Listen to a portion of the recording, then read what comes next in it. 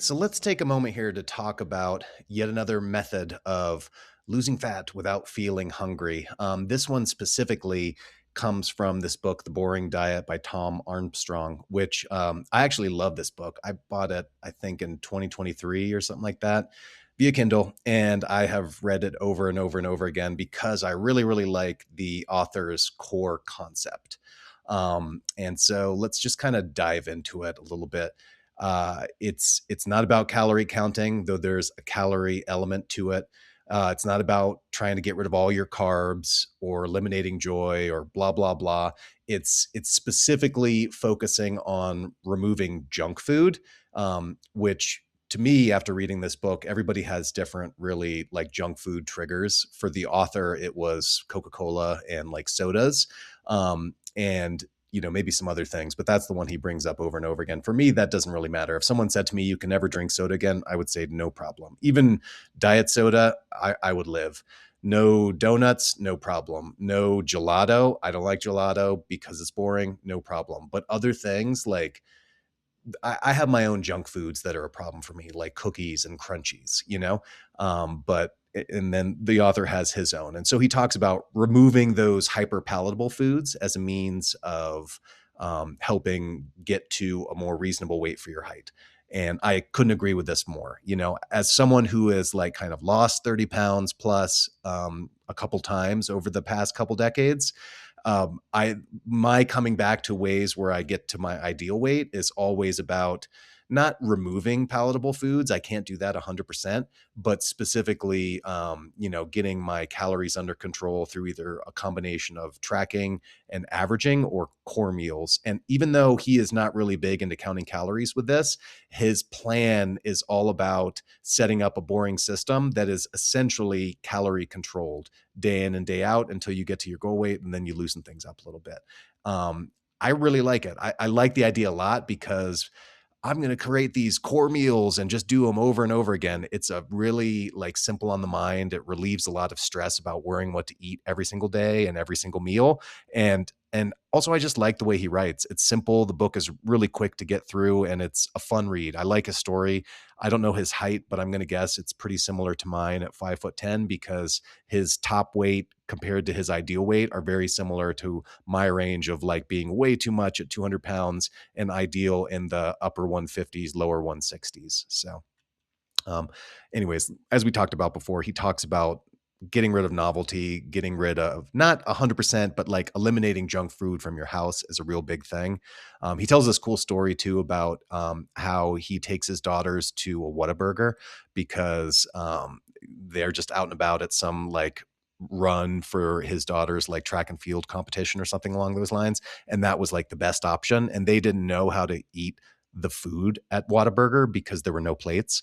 And that was just a testament to the fact that he keeps them so far away from junk food and junk food establishments that they don't even know how to eat it.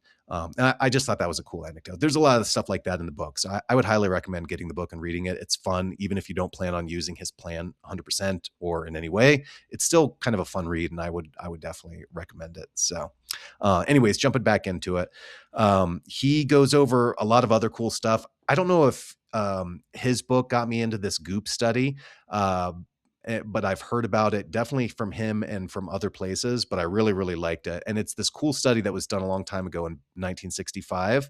And it was specifically, they created this interesting like machine that basically doled out an unlimited supply of this goop. Though I don't think they called it goop. He did in his book, and goop is a cool name anyways.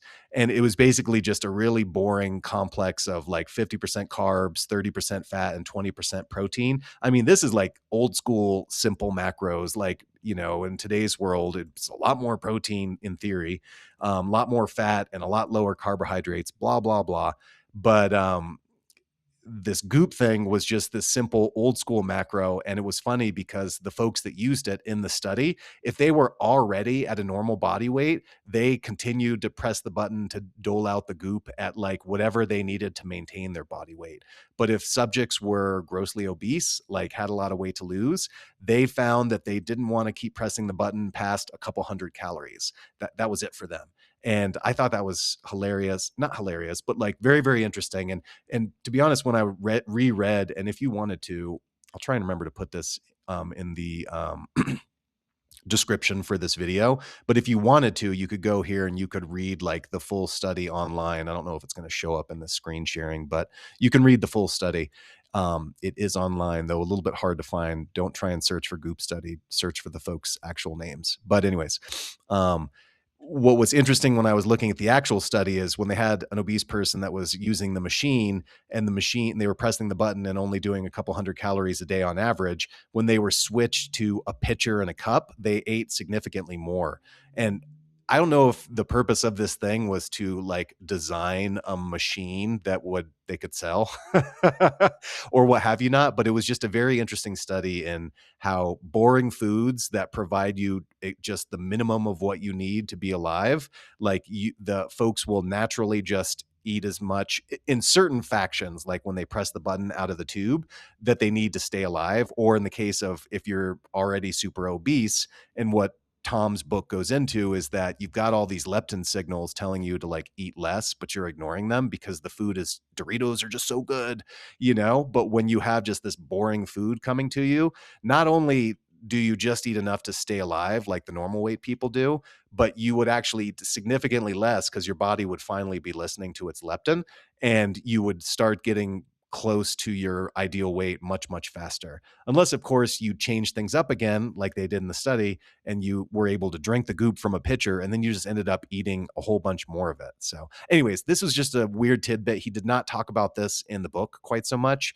I just found this to be my own interesting thing from looking at the actual study, that like not only the quality of the boringness of the food makes a difference to how much you're going to eat and what your ultimate weight will be, but how you take in that food. And I think this could be, and not the purpose of this video obviously, but this could be like a little thing why green smoothies might not be the best way to get in your healthy foods, because you can pound them down too fast and there's just too many calories in them. Even if it's like perfectly formulated macros for whatever your belief, you just I can drink a green smoothie in seconds, and they never make me full. So it's just not something part of a long-term maintenance plan for me. I like them to get in more greens and less salt, but just look at these folks. Like I'm the same as this.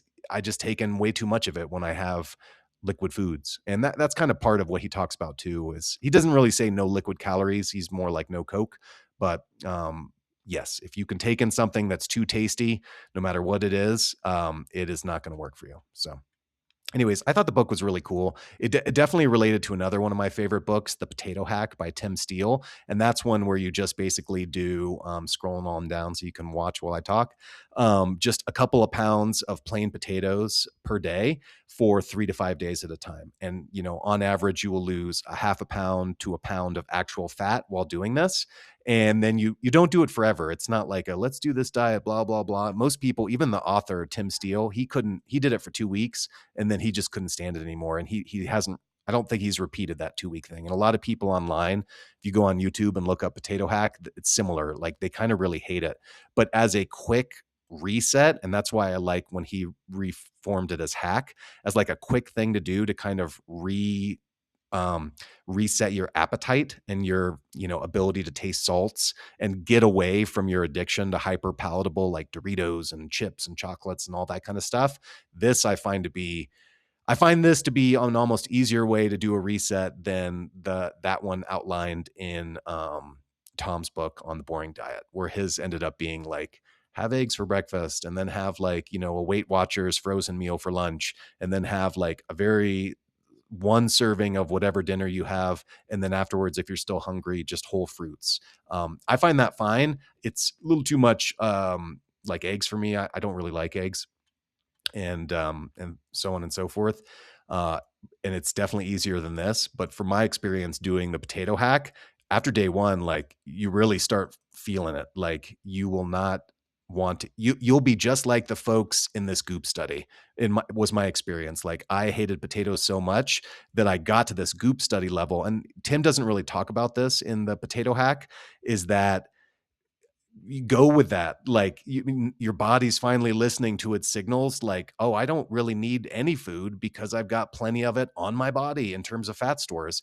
And so I'm just going to eat the bare minimum potatoes. And like, you will have a hunger day where you eat more potatoes, or you'll find you want to fry them up in the air fryer or make them more interesting just so they're more palatable. So you eat more. But if you just stick with steamed Instapot potatoes, it'll be just like this Goop study without having to figure out their weird Goop formula, which I wouldn't want to create anyways. That sounds kind of disgusting. So, anyways, so and to kind of keep it going here, this whole thing appeals to me because of the simplicity of it. And there's an element, if you've been in the diet world for a while and tried all the different books and blah, blah, blah, that you just kind of get overwhelmed and you feel like you're just constantly thinking about what should I eat next? What should I eat next?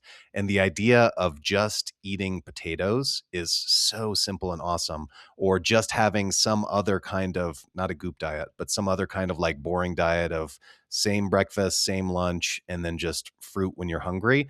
That is really appealing. And that's why both of those books, I've read them over and over again. I cannot do their specific plans inside of them, but I really like them. And I like both authors. I think they both have kind of a fun, hilarious form of writing that I enjoy, and I enjoy their jokes. So I like reading their books, and I've read them a couple times. So I would recommend them. You know, I, I would go for it. I myself keep doing daily weigh-ins, just like Tom Armstrong recommends. I have my series of my different version instead of high protein, blah, blah, blah. Mine are like high fiber whole food meals, which end up being relatively high protein because the easiest way to do that is with beans. And so you kind of get the best of both worlds, lots of fiber and lots of protein. Um, I don't totally eliminate trigger foods because I, I don't know. It's nice to have some chips every now and then and some like cookies or what have you not. So, and I think trying to live 100% without them would be hard. So, similar to the author, I use them, I eliminate them to calibrate and kind of get back to a good area, but I don't eliminate them permanently because I just wouldn't want that necessarily in my life. So, yeah, that's how it is for me.